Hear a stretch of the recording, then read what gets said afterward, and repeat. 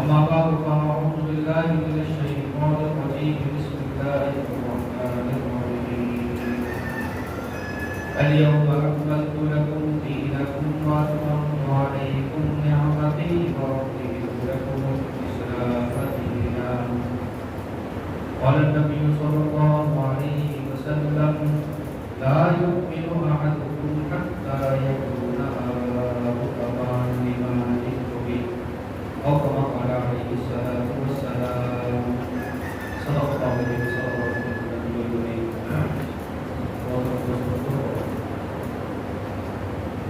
آج ہم درس سے پہلی ملاقات ہے اور آپ کو بڑی خوشی ہوئی معاورات کی دعوت پر آئی اور یہ ہماری ملاقات پہلی نہیں دوسری ملاقات ہے کیونکہ حدیث میں آتا ہے ناپاؤں لوگوں کو چلتا تھا گروہوں کی بھی گروہ ہوتے ہیں کیونکہ ہم عالم ارواح میں مل چکے ہیں تو اس لیے عالم دنیا میں بھی ملاقات ہوتی ہے جن گروہوں کی عالم ارواح کے اندر ملاقات ہوتی ہے آپس میں موافقت اور دوستی ہو تو حدیث میں آتا ہے کہ دنیا میں بھی آ کر وہ آپس میں موافق ہوتے ہیں اور ان کی ملاقات تو گئے تو دوسری ملاقات کبھی آپ دیکھتے ہیں کہ یار اس بندے کو میں نے دیکھا ہے یہ کہیں ملا ہے حالانکہ پہلی ملاقات ہے تو آپ کو لگ رہا ہے کہ میں نے اسے دیکھا ہے یا کسی جگہ علاقے کو دیکھ کر آپ کو لگتا ہے کہ یہاں تو میں آیا ہوں حالانکہ پہلی دفعہ ہے یہ اصل میں عالم ارواح میں اس بندے کو آپ نے دیکھا ہے اور ملے ہیں تو دنیا میں آ کر پہچان رہے ہیں تو ہماری دوسری ملاقات ہے کیونکہ وہاں ہم مل بیٹھے تھے ملے تھے تو آج اللہ تعالیٰ نے موقع عطا فرمایا کہ یہاں دنیا میں بھی ہم آپس میں مل رہے ہیں الارواح بالجسد جمع دوستو یاد رکھیں اللہ تعالیٰ نے اس عالم کو انسانیت کے لیے پیدا فرمایا ہے ہر چیز ہمارے لیے ہے لیکن ہمیں اللہ تعالیٰ نے اپنے لیے پیدا فرمایا ہر چیز کو ہمارا غلام بنا دیا سورج اپنے وقت پر نکلتا ہے مقررہ وقت پر غروب ہوتا ہے چاند وقت نکلتا ہے تو اپنے مقررہ پر غروب ہوتا ہے تارے نکلتے ہیں کتنا نظام دنیا آپ دیکھ رہے ہیں یہ سارا کا سارا نظام دنیا اللہ تعالیٰ نے ہمارے لیے بنایا اور یہ ایسے خاطی اللہ نے ہم پہ دے دیے کہ جو اپنی ذمہ داری اور ڈیوٹی سے کبھی بھی موخر نہیں ہوتے اور یہ آج کا نہیں اللہ کا قرآن کہتا ہے کہ جب سے زمین و آسمان کو بنایا یہ 12 مہینے یہ تاریخیں اسی طرح چل رہی ہیں دن اور رات جو آدم کے زمانے میں سورج جس وقت نکلتا تھا آج ہی کچھ وقت نکلتا ہے لوگ کہتے ہیں کہ وقت کا پتہ ہی نہیں لگتا اس کا مطلب یہ نہیں کہ دن چھوٹے ہو گئے وقت راتیں چھوٹی ہوگی اس کا یہ مطلب نہیں ہے اس لیے سرکار دو عالم صلی اللہ علیہ وسلم نے فرمایا کہ قرب قیامت میں 1 سال مہینے میں گزر جائے گا اور مہینہ ہفتے میں اور ہفتہ 1 دن کے اندر اور 1 دن 1 گھڑی کے اندر گزر جائے گا پل جھپکتے کہ پتہ نہیں لگے گا ابھی جمعہ گزرا اور دوسرا جمعہ آیا اصل میں یہ نہیں کہ وقت کے اندر وقت کو چھوٹا کر دیا نہیں یہ تو نظام جب سے اللہ نے بنایا آدم علیہ السلام سے قیامت تک ایسے ہی چلے گا وہی سردی اور گرمی کا اوقات جو اس وقت ہے پہلے بھی رہے اسی طرح تھے لیکن آج کیا وقت ہے کہ سال مہینے میں گزر جاتا ہے یہ وقت کے اندر برکت نہیں رہی آدم علیہ السلام کو جب اللہ تعالیٰ نے زمین پر اتارا ہمارے حضرت شہید اسلام اور محمد یوسف نبھانی جب تو ڈالے کبھی حدیث لکھی ہے کہ آدم علیہ السلام کو جب انسانیت کو آباد کرنا چاہا تو اللہ تعالیٰ نے آدم علیہ السلام کا جسد خاکی بنایا اور اس کے لیے پورے عالم سے اللہ تعالیٰ نے مٹی کا خمیر جمع کیا مختلف رنگ اور اس کی خاصیت کی مٹیاں تھیں جن کو اللہ تعالیٰ نے جمع کر کے اس کا گارا بنایا اللہ کا قرآن کا اس لیے آپ دیکھتے ہیں کہ اولاد آدم میں ایک مزاج کا بندہ نہیں ہے مختلف مزاج کے لوگ ہیں کوئی اچھا ہے کوئی برا ہے کوئی نرم ہے کوئی گرم ہے کوئی کالا ہے کوئی گورا ہے کیوں اس لیے کہ جو خلیق تھا آدم علیہ السلام کا اس کے اندر ایک طرح کی مٹی نہیں تھی مختلف مٹیوں کو اللہ تعالیٰ نے جمع کیا اس لیے اولاد آدم کے اندر بھی اولاد حالانکہ ایک ہی باپ کی ہے لیکن اولاد کے اندر فرق ہے جس طرح مٹی کے اندر کوئی نرم ہوتی ہے کوئی کھیتی والی ہوتی ہے کوئی کلر اور شور والی مٹی ہوتی ہے کوئی نمکین ہوتی ہے، کوئی سخت ہوتی ہے پہاڑی بٹیاں. اسی طرح لوگوں کے مزاج بھی اسی طرح گرم اور سخت، ٹھنڈے، کالے اور گورے. تو آدم علیہ السلام کا جس نے خاکی جب بنایا، حدیث میں آتا ہے، تو شیطان چکر لگاتا تھا. سوکھنے کے اللہ تعالیٰ نے چھوڑ دیا تو شیطان حدیث میں اندر چکر لگاتا، ٹھوک بجا کر دیکھتا کہ اللہ تعالیٰ جس کو اپنا بھائی بنا رہے وہ کیسا ہے. حدیث میں آتا ہے کہ جب وہ ٹھوکتا شیطان تو سینے پر ٹھوک کر دیکھتا تو بھرے ہونے کی آواز آتی، سر پر ٹھوک کر دیکھتا بھرے ہونے کی آواز آتی، پیٹھ پر ٹھوکتا تو بھرے ہونے کی آواز آتی، ہر جگہ بھرے ہونے کی آواز آتی. لیکن جب پیٹ کی جگہ کو ٹھوکتا تو خالی ہونے کی آواز آتی. تو شیطان نے ایک تبصرہ قائم کیا تو انسانیت کے لیے کہ اللہ تعالیٰ جس آدم اور اس کی اولاد کو آگے پھیلائیں گے، اس کے جسم میں ہر جگہ بھری ہوئی ہے، صرف ایک پیٹ کی جگہ جو خالی ہے. معلوم ہوتا ہے کہ یہ ابن آدم اپنی اس خالی جگہ کو ہی بھرنے کی فکر میں ہے. اور اس کا وہ تبصرہ وہ اندازہ کیسا نکلا کہ ہم کسی خالی جگہ کو بھرنے کی فکر کرتے ہیں. کسی نے اس پیڑ کو اٹھا کر سر پر رکھ لیتے ہیں، حالانکہ سر کا مقام اپنی جگہ ہے، پیڑ کا اپنی جگہ ہے، لیکن پیڑ کو ہم نے سر پہ رکھا ہے. جبکہ اللہ تعالیٰ کا قرآن میں اللہ وعدہ فرما رہے ہیں کہ تمہارا رزق میرے ذمہ ہے، کیونکہ یہ جگہ خالی کسی کو بھرنے کی فکر فرمایا. اس کے بعد حدیث میں آتا ہے کہ اللہ تعالیٰ نے لوگوں کی آدم علیہ السلام نے چھینک لی جب جا رہے ہیں تو ان کی زبان سے الحمدللہ کا لفظ جاری ہوا. تو سب سے پہلا لفظ آدم علیہ السلام کی زبان سے جاری ہو وہ الحمدللہ کا کام کہ تمام تعریفیں اللہ تعالیٰ کی ذات کی. بتا دیا اولاد آدم کو، ساری آنے والی انسانیت کو کہ شکر کرنا ہے، آپ نے پریشانی پر شکر کرنا ہے. سب سے پہلا کلمہ الحمدللہ کا نکلا کیونکہ چھینک آئی. اور آپ کو پتا ہے چھینک آنے سے طبی پھیلے نہیں ہے، خشاش پریشان ہو جاتا ہے. تبھی مواسی پر الحمدللہ نہیں، چھینک پر ہے. کیوں؟ اس لیے کہ فاسد باتیں نہیں کر رہے ہیں، تعریف کریں اللہ تعالیٰ کی. اور فرشتوں نے سنا تو فرشتوں نے جواب میں کہا یہ رحمت اللہ. یہ کلمہ اس وقت سے آدم اور اولاد آدم میں جاری ہو گیا.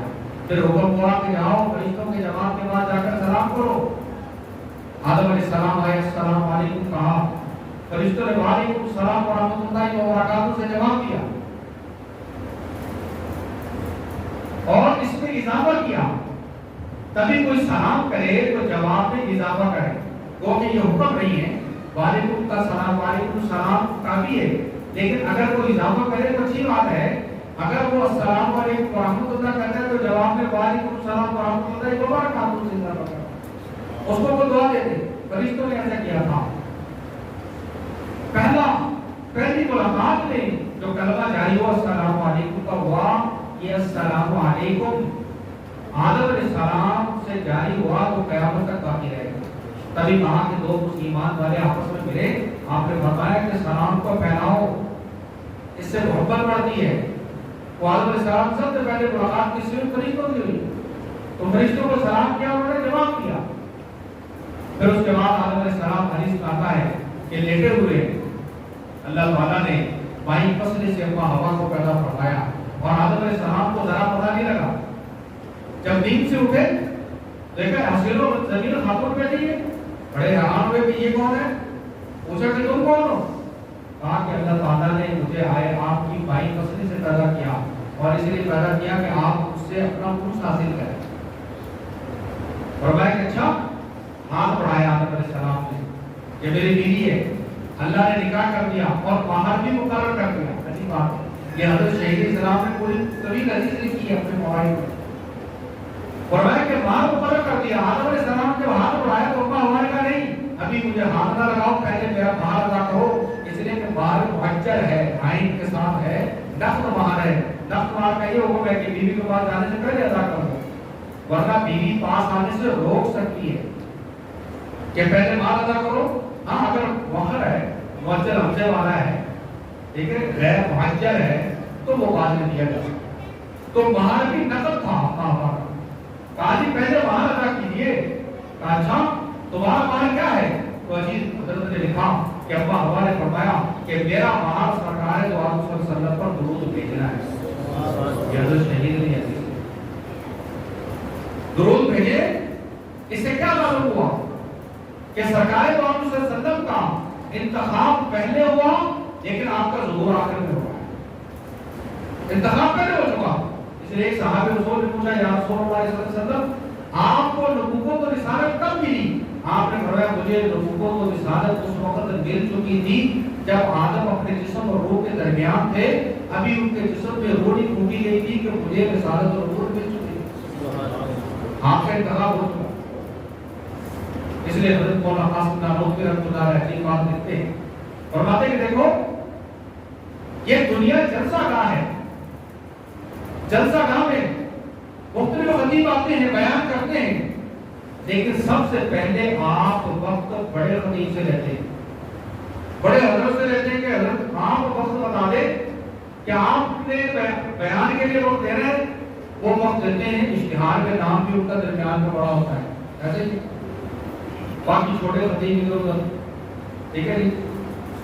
ان کا بیان کب ہوتا ہے؟ بڑے کا سب سے آخر ہوتا ہے, پہلے نہیں ہوتا. پہلے چھوٹے خطیب آتے رہتے ہیں, وہ بھی زیادہ بڑے کی تعریف کرتے رہتے ہیں. ایسا ہے کہ نہیں؟ بعد میں وہ بڑا آتا ہے. فرمایا حضرت نانوتوی نے کہ یہ دنیا جلسہ گاہ ہے جو سرکار دو عالم صلی اللہ علیہ وسلم کے لیے سجائی گئی. سب خطیب آتے رہے اور سب سے آخر میں سرکار دو عالم صلی اللہ علیہ وسلم تشریف لائے. اس لیے آپ کا انتخاب سب سے پہلے ہو چکا تھا لیکن ظہور آخر میں ہو رہا. اور دائرہ نبوت بنایا حضرت نے. حضرت نانوتوی بڑا عجیب دائرہ نبوت. اور میں دیکھیں کہ ہم دائرہ بناتے ہیں, یہ نقطے کی بات ہے. دائرہ بناتے ہیں سب سے پہلے آپ جگہ کا انتخاب کرتے ہیں کہ میں نے یہاں پر دائرہ بنانا ہے. دائرہ بناتے ہیں, پرکار کی سوئی کو رکھتے ہیں. اس کے بعد آپ دائرہ بنانا شروع کرتے ہیں, دونوں کناروں کو پر آ کر دائرے کو مکمل کرتے ہیں.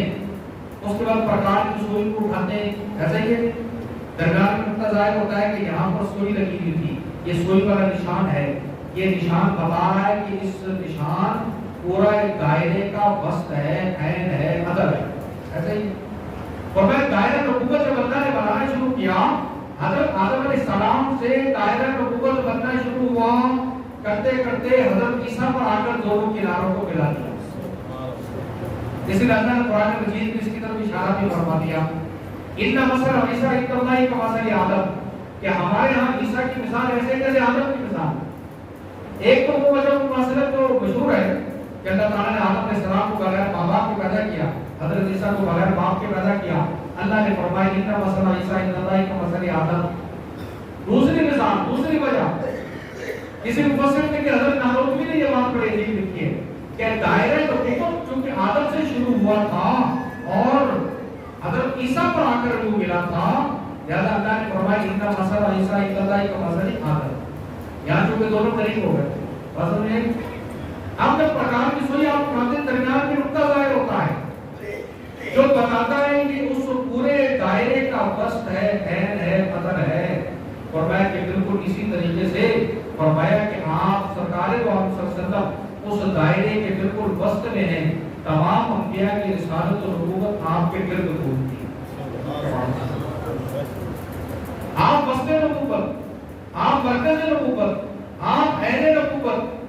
وہ کہ تمام رسالت و نبوت انبیاء کی آپ کی مرہون ہے. اگر آپ تشریف نہ لاتے تو کسی نبی کی رسالت و نبوت بہت قریب کسی کو بڑھو. اس لیے آپ خاتم الانبیاء, خاتم مہر, آپ جس خط کو پر مہر نہ لگی ہو اس کو قبول نہیں کیا جاتا. آپ کے سامنے انبیاء کا جب خط آیا آدم سے لے کر عیسیٰ تک آپ نے مہر لگا دی, تمام کی رسالت و نبوت بہت پر ہوگی. اگر آپ نہ آتے کسی نبی کی رسالت و نبوت بہت پر ہوگی. اس لیے ہمارے میرے شیخ سید رفیق حسین شاہ صاحب رحمۃ اللہ علیہ حضرت کا بڑا طویل سلام ہے. فرمایا کہ جن کے آنے سے نبوت ہوئی معتبر, جن کے آنے سے نبوت ہوئی معتبر, اس اعتبار نبوت پہ لاکھوں سلام. وہ جو پائے مبارک کی سیرت رہا اس کو مبارک نبوت پہ رکھو. سبحان اللہ. تو آپ مرکز نبوت ہیں, آپ وسط نبوت ہیں, آپ عین نبوت ہیں. آپ کے آنے سے تمام انبیاء کی رسالت اور نبوت بہت پر ہوئی, ورنہ کسی کی رسالت اور نبوت بہت پر نہ ہوتی. اس لیے حدیث میں آتا ہے سرکار دو عالم صلی اللہ علیہ وسلم نے فرمایا الانبیاء اولاد اللہ کی تو امہاتهم شتیٰ, کہ ہم نبی آپس میں ناطق رہی ہیں. اللہ بھائی کہتے ہیں کہ جن کا باپ ایک ہوتا ہے مائیں الگ ہوتی ہیں۔ احیامی کہتے ہیں جن کی مائیں ایک ہوتی ہیں باپ الگ ہوتے ہیں۔ عینی حقیقی جن کے ماں باپ ایک ہوتے ہیں۔ آپ نے فرمایا الانبیاء اولاد النبی قومہم شتیٰ، ہم نبی آپس میں اللہ بھائی ہیں، ہمارا باپ ایک ہے، مائیں الگ ہیں۔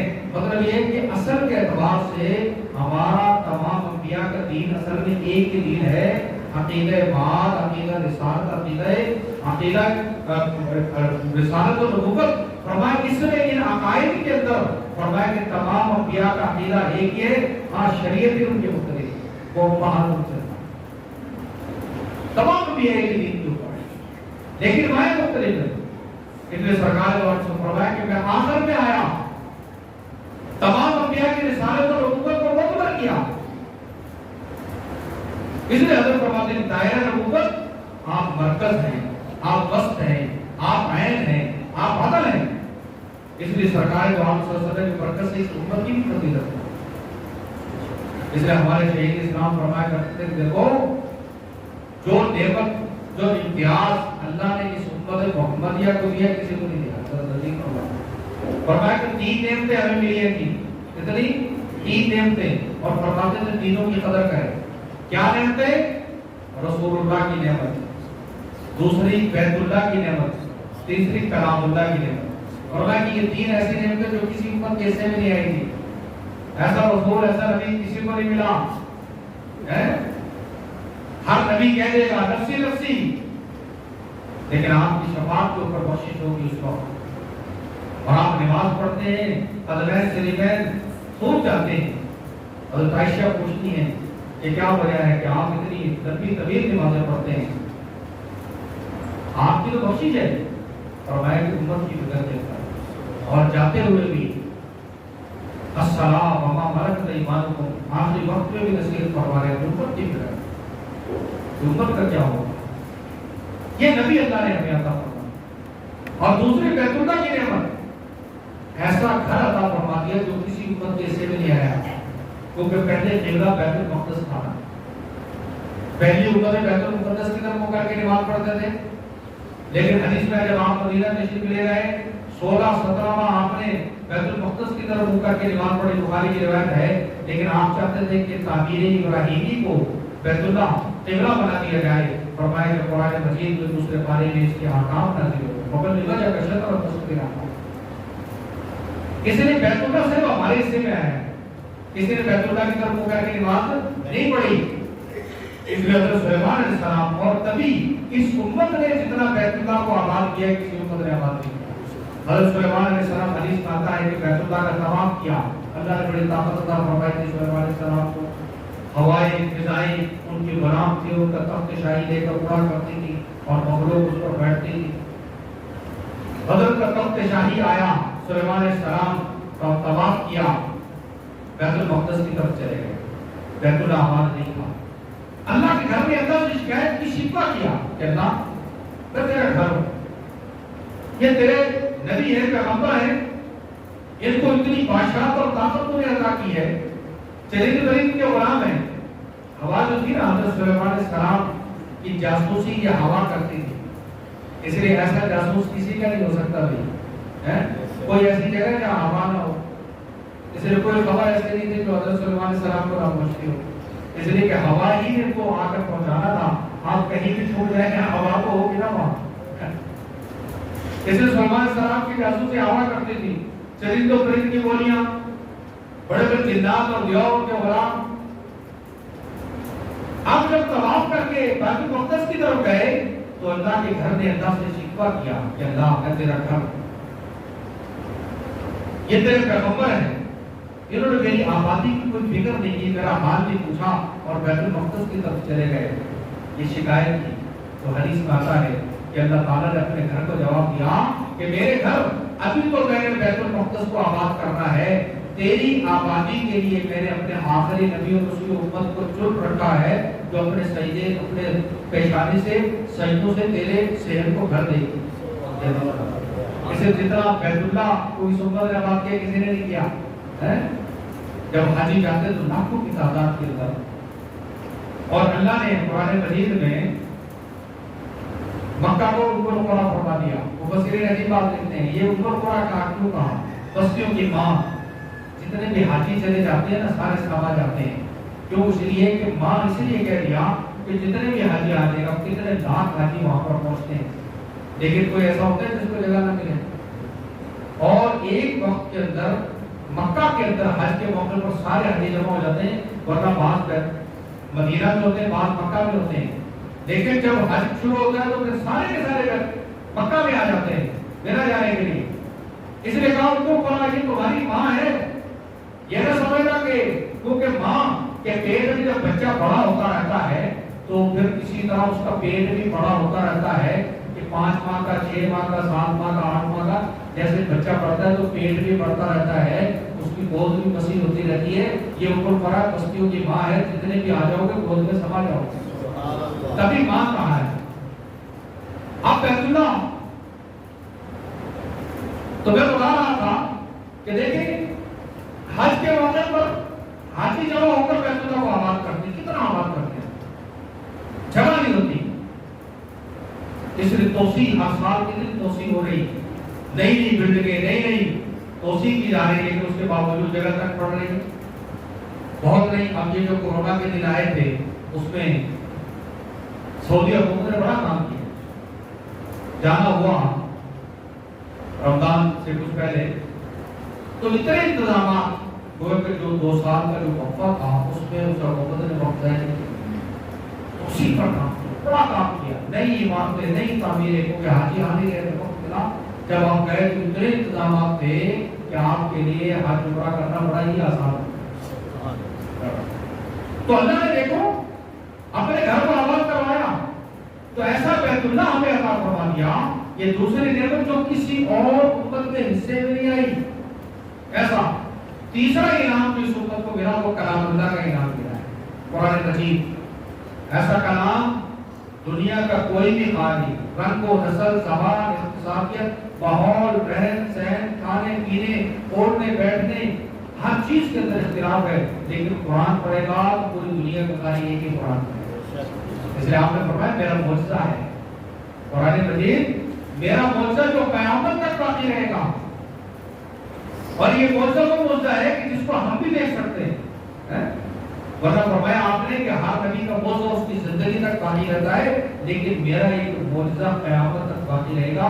وہ کیا ہے؟ وہ قرآن مجید کا معجزہ ہے جس کی زبر و زیر کے اندر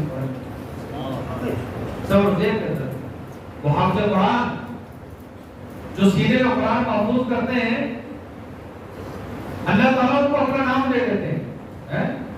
جو قرآن حفظ کرتا ہے اس کو کیا کہتے ہو؟ حافظ جی.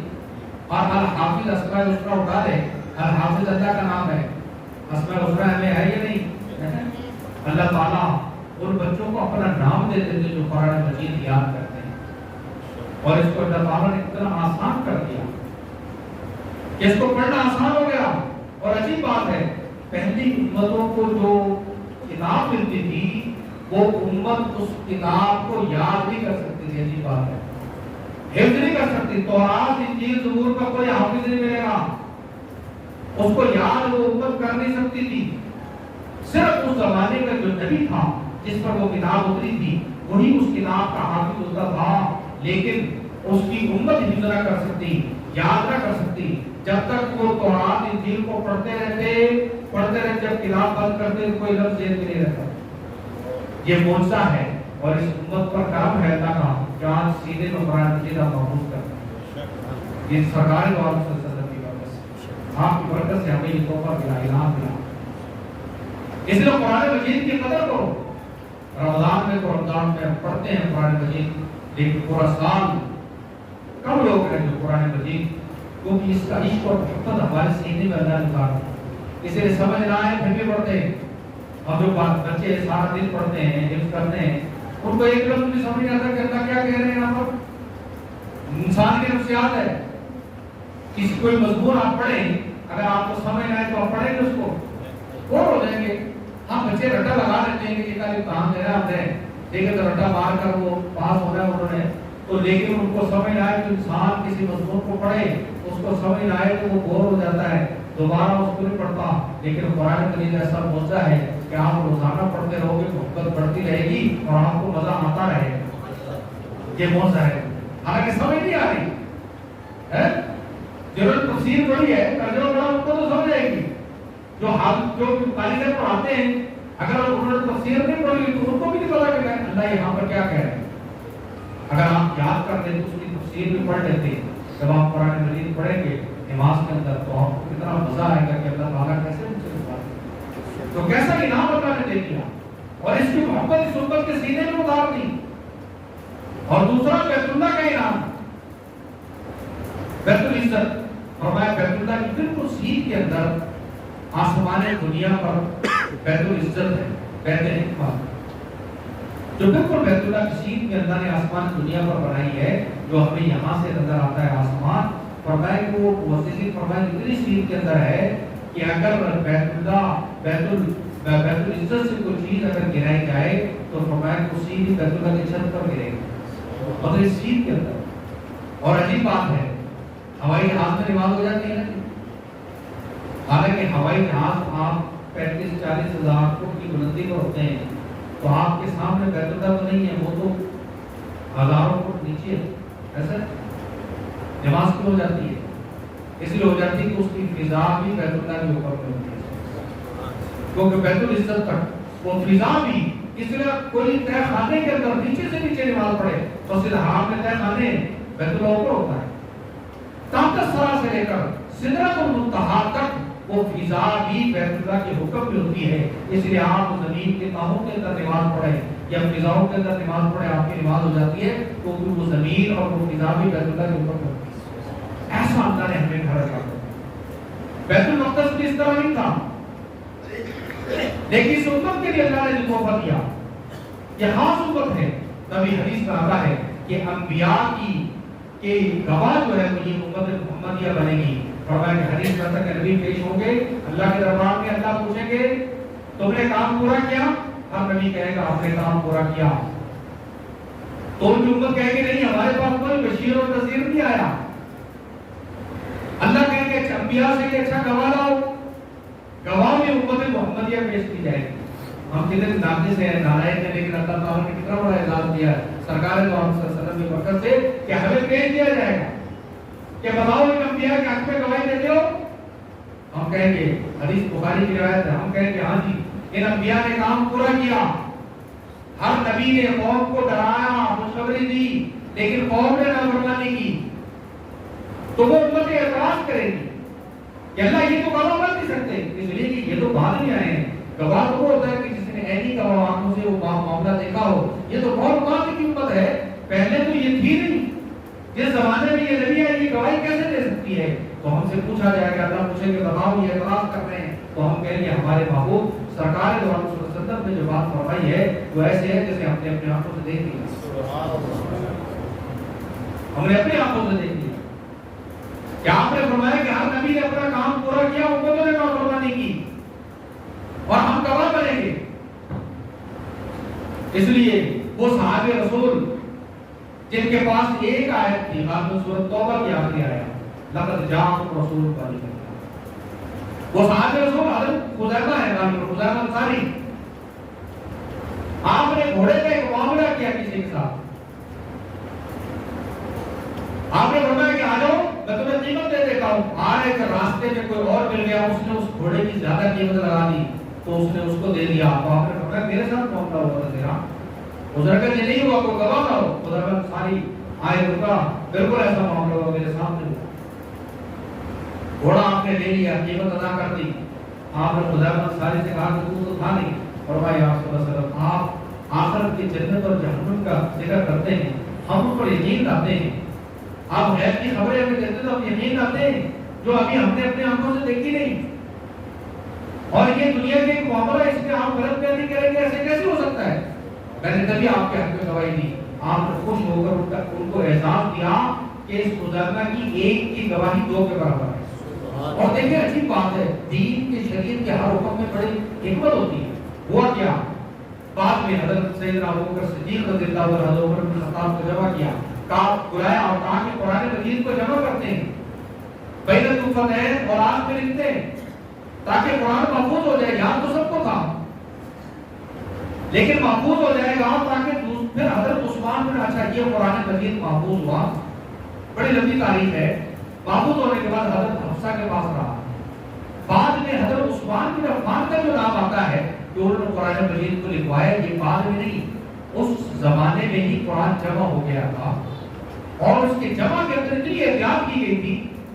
حضرت زید بن ثابت یہ کاتب وحی ہے، فرمایا کہ حضرت زید بن ثابت جو ہے وہ چونکہ نوجوان تھے تو حضرت ابوبکر صدیق نے ان کو بلایا، کہا کہ تم چونکہ نوجوان ہو تم قرآن مجید کو بین الفدین قرآن میں جمع کرو، لکھو، اور جس کے پاس چمڑے پر، کٹے پر، اس کے پتھروں پر یا کپڑے پر یا جو ہے یہ درختوں کی چھالوں پر لکھا ہوا ہے، سب سے اعلان کر دو کہ وہ قرآن کی آیت کے لائے، ساتھ دو گواہ بھی، وہ خلی گواہ، ایک گواہ اور دو گواہ ہو، پھر اس کو ہم قبول کر کے اس کے اندر لکھیں۔ کتنی احتیاط کر رہے ہیں، کتنی احتیاط، کیونکہ موضع ہے، اس کے ضرورت ہے تو فرق آنے کی تھا، پھر بھی صحابہ نے جمع کرنے میں اتنی احتیاط فرمائی۔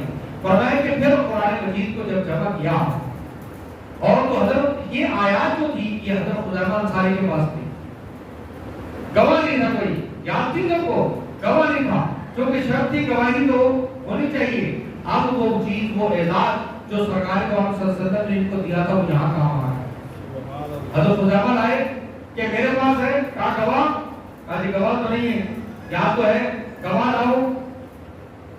تو انہوں نے کہا کہ آپ کو یاد ہے کہ مجھے یہ احساس میرا کام ہے، ہاں تو نہیں تو ایک کی گواہی دو کے برابر ہے، لہٰذا وہ آئے سورۃ توبہ کے اندر جمع کر دی، اور وہ چیز یہاں پر کام آئے، یہاں پر ہماری فقہاء کا کتنا احسان ہے سنت پر، تو ان کی وجہ سے آج دین سمجھنا ہمیں کتنا آسان ہو گیا۔ اس لیے کہتے ہیں کہ جو استاد جملہ معترضہ بھی کہتے ہیں نا وہ کام آ جاتا ہے۔ یہ میں اس پر بات تھوڑی سی تبدیل ہو گئی، اصل میں کوئی آج موضوع ایسا نہیں تھا، وہاں پر آپ سے ملنا ہی تھا، تو مولانا نے ہمارے فضل بھائی نے اور ساتھیوں کو دعوت دے دی، تو ایسا کوئی مضمون مرتب نہیں تھا۔ تو مجھے یاد ہے امام ابو یوسف رحمۃ اللہ علیہ کے بارے میں کہ وہ فرماتے ہیں امام اعظم ابو حنیفہ رحمۃ اللہ علیہ ہمیں درس دے رہے تو اچانک فرمایا کہ یہ جو چمگادڑ ہے نا اس کا بھاگا بن گیا انسان کیسا ہے۔ ہاں بڑے حیران کہ حضرت نے تو کبھی بھی یہ تو کلام کے فصاحت کے خلاف ہے کہ ایک موضوع چل رہا ہو درمیان میں ایسی بات کہہ دی اور وہ موضوع بھی نہیں تھا۔ تو خیر بڑی حیرت سی ہوئی، لیکن خیر حضرت نے فرما دیا، درس ہوا، چلے گئے۔ 20 سال کے بعد میں قاضی تھا، حضرت فرماتے ایک جگہ پر، تو میرے سامنے فیصلہ آیا، ایک مرد نے کہا حامد نے کہ میری بیوی نے زنا کیا اور میں اسے چھوڑنا چاہتا ہوں، میں چاہتا ہوں اس کو طلاق تو دے ہی دوں گا لیکن اس کو سزا ملنی چاہیے۔ عورت کو جب پیش کیا وہ بڑی باپردہ اور نیک خاتون نے پوچھا کہ کیا معاملہ ہے، کہا کہ میں تو بہت پاک دامن ہوں لیکن یہ کچھ بھی شک کر رہا ہے۔ مرد سے پوچھا، اس نے کہا کہ جب میں آیا گھر میں تو میں نے مادہ منگیا کی پوچھ ہوتی اور میں نے جب بستر کو دیکھا تو بستر کے اوپر اس کے نشانات تھے، تو غیر مرد اس کے پاس آیا، ہو نہیں سکتا۔ امام صاحب کو بات یاد آ گئی اپنے استاد کی جو اچانک کہی گئی تھی، فرمایا کہ جب انہوں نے کہا مجھے گھر لے چلو، جب گھر گئے تو بستر پر نشانات موجود تھے، انہوں نے کہا اچھا، جب اوپر دیکھا تو سوراخ تھا، کہا کہ سوراخ کس کا ہے، کہا کہ اس کے اندر چمگادڑیں آ کر رہتی، کہا کہ یہ ان کا ہے، انسان کا نہیں ہے۔ دیکھو اب ایک دم وہ بات کہاں پر کام آ گئی، حضرت خزیمہ انصاری ان کی ایک کی گواہی دو کے برابر یہاں کام آ رہی ہے۔ قرآن مجید میں اتنی احتیاط کی تو بین الفدین قرآن مجید اس وقت جمع ہو چکا تھا حضرت شہنشاہ کے زمانے میں۔ بعد میں حضرت عثمان بن عفان نے مختلف نسخے بنوا کر مختلف علاقوں کے اندر بھجوائے، اس لیے حضرت عثمان بن عفان کا نام زیادہ آتا ہے۔ وہ جو حضرت حفصہ کے پاس قرآن مجید تھا جو حضرت شہنشاہ نے جمع کیا تھا، یہاں سب کو تھا، پڑھا جاتا تھا، اس قرآن مجید کو دیکھ کر وہی مختلف نسخے لکھوا کر حضرت عثمان بن عفان نے مختلف حاکموں کے پاس بھیجے کہ ان جیسے نسخے بنواؤ اور قرآن مجید اس ترتیب پر پڑھو، تبھی ان کا نام تاریخ میں زیادہ آتا ہے۔ تو دیکھو دوستو اللہ نے کتنی نعمتیں ہمیں دی، 3 عظیم نعمتیں۔ رسول اللہ کی نعمت، جب تک عشق نہیں ہوگا ہمارا ایمان مکمل نہیں ہوگا۔ ہمارے پاس اور عشق تو ہے، محبت ہی ہے۔ اس لیے حضرت ڈاکٹر عارفی رحمۃ اللہ علیہ کی آخری بات کر کے ختم کرتا ہوں۔ دیکھو یاد رکھو اللہ اور اللہ کے رسول کے عاشق پر، جو عاشق ہے وہ گمراہ نہیں ہوتا، یاد رکھو عاشق کبھی قرآن عاشق کبھی دلیل مانگے گا آپ سے؟ کبھی دلیل نہیں مانگے گا. کیوں؟ اس لیے وہ عاشق ہے نا. عاشق دلیل نہیں مانگتے ہیں، عشق کرتے ہیں، محبت کرتے ہیں، پیار کرتے ہیں. اس لیے حضرت حافظ نے کیا لکھا کہ شیطان کے اندر 3 آئین تھے، ایک آئین نہیں تھا. اور میں کہ عالم اتنا بڑا تھا، عالم والا آئین تھا تو فرشتوں کا استاد. عابد اتنا بڑا تھا کہ کوئی جگہ ایسے نہیں جا سجدہ نہ کیا ہو. عابد والا آئین تھا. اور عارف اتنا بڑا تھا، اللہ کو پہچانتا تھا کہ اللہ غصے میں مغلوب نہیں ہوتے. جیسے ہم غصے میں آ کر مغلوب ہو جاتے ہیں، اللہ تعالیٰ اپنے غصے سے مغلوب نہیں ہوتے. لہذا عین غضب کے وقت درخواست دے رہا ہے. اللہ کا قرآن کہہ رہا ہے اللہ نے جب جنت سے نکالا اور آدم علیہ السلام نے بھی جو کھایا تھا گندم کا دانہ، تو ہمارے حضرت شاہ کی مختصر ہمارے پڑھا کہ وہ بھی محبت میں کھایا جاتا ہے. کیونکہ شیطان نے کیا کہا تھا کہ تم ہمیشہ جنت میں رہو گے، ہمیشہ اللہ کے پاس رہو گے. رہنا چاہتے ہو؟ کہا کہ ہاں رہنا چاہتا ہوں، میں تو عاشق ہوں اللہ کے بغیر. کہاں؟ تو کہا کہ پھر یہ دانہ کھا لو اور پھر ایسے نہیں تو خاص اتنی لقوا لگنے کا سکے اور قسمیں کھائیں اس پر. جب اللہ کی قسم آ گئی تو بھائی تو عاشق ہے. تم لوگ کس کوئی اللہ سے عشق کرنے والا اللہ کی قسم کھانے سے کسی کو دھوکہ کھا جائے بھائی تو وہ تو عشق میں کھا گیا نا. تو اللہ کے نبی کی قسم کھا لے، ان کا نام لے لے تو آپ ان کے عشق میں دھوکہ کھا گئے ہو نا اگر کھاتے ہو تو. فرمایا کہ دیکھو آپ حضرت آدم نے وہ جو شیطان کی بات پر نہ کہے، اس کی قسم کی وجہ سے قسمیں کھا رہا ہے، میرا اللہ کا نام لے رہا ہے، دھوکہ کھا گئے.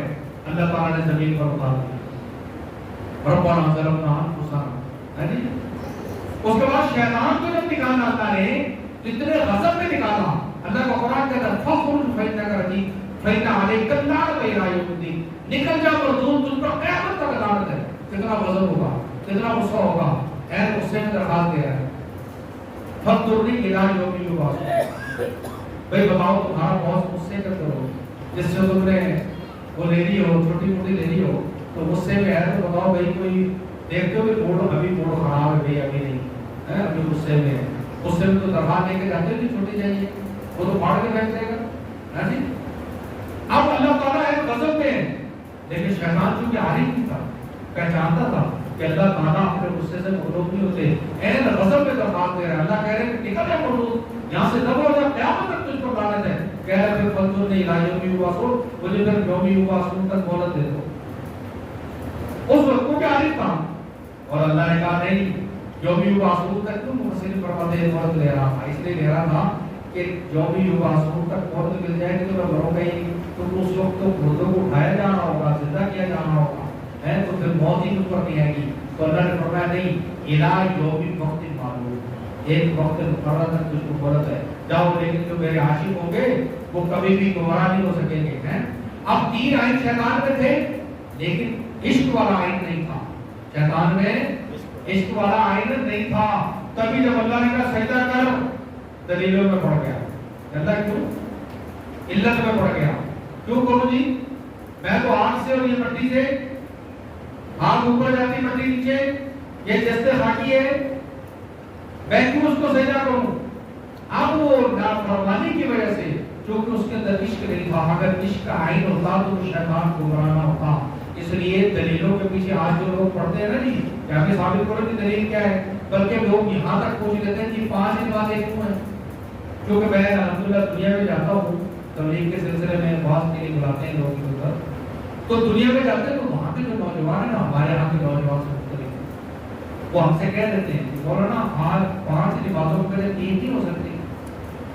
ہم جاب پر ہوتے ہیں، اگر ہمارے یہاں کوئی سوال ایسا نوجوان کرے تو کیا حل کرو گے؟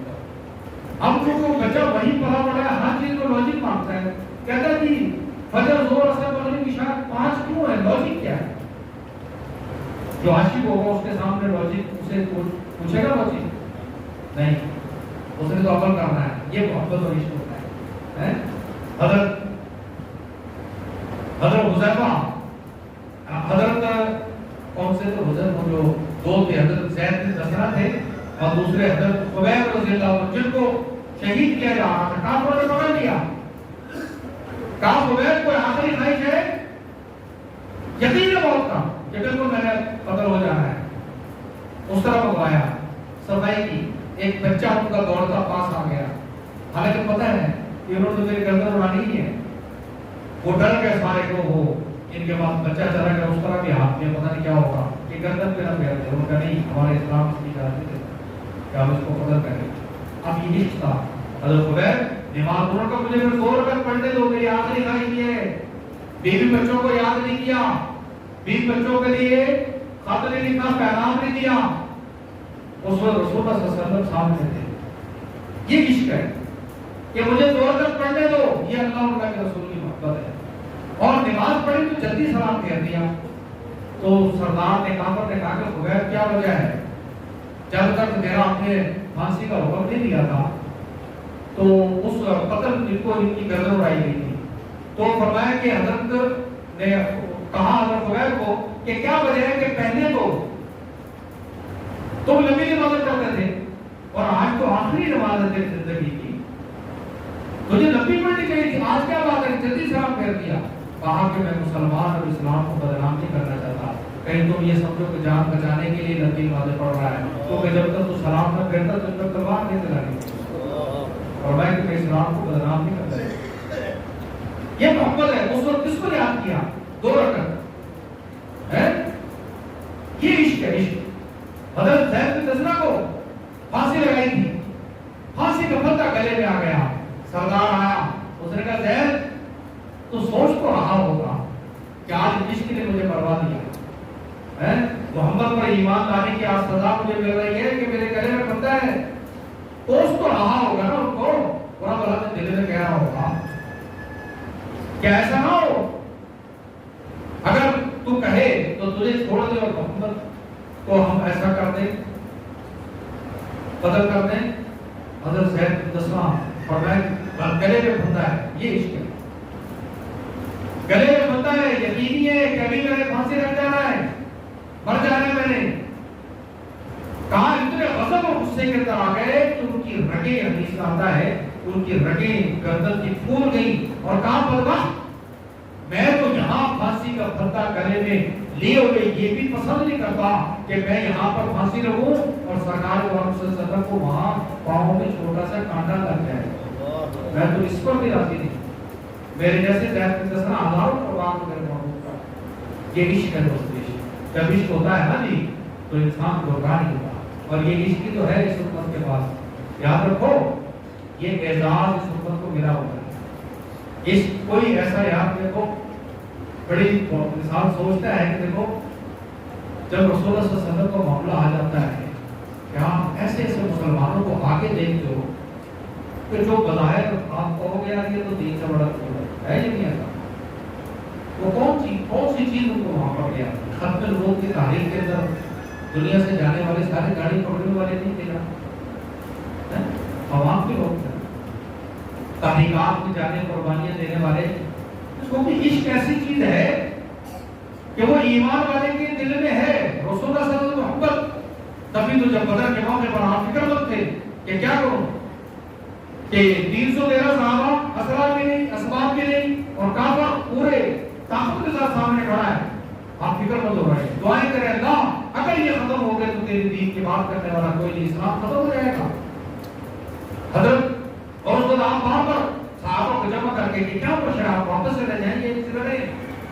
हजरत अब्बास बिन असद खड़े हुए, कहा या रसूल अल्लाह हम बनी इसराइल की तरह नहीं, हम बनी इसराइल की तरह नहीं कि जिन्होंने हजरत मूसा को कह दिया था फज़मन्ना रब्बुक फकामिला इन्ना हाउना काइदून, जाओ आप और आपका रब जाकर जिहाद करें, हम तो यहाँ बैठे हैं, और मैं आपके दाएं भी लड़ेंगे, बाएं भी लड़ेंगे, आगे भी पीछे भी, आप कदम बढ़ाएं, हम आपके सामने जाने कुर्बान करेंगे। और मैं सुल्तान के रसूल ने इतना खुश कर दिया कि सरकार ने दुआ से सदर बचे ऊपर और चढ़ गए, और आपने फरमाया फैसला हो गया, सब ने कहा, सब ने फैसला हुआ। बदर के मकाम पर एक सहाबी रसूल आप वसल्लम वो बाद में शहीद हो गए इसी जंग के अंदर। कहते हैं सहाबा बड़े समझदार हैं, बड़े समझदार। आपने जब ऐलान किया बगैर हिसाब किताब के मेरी उम्मत के 70,000 लोग बगैर हिसाब किताब के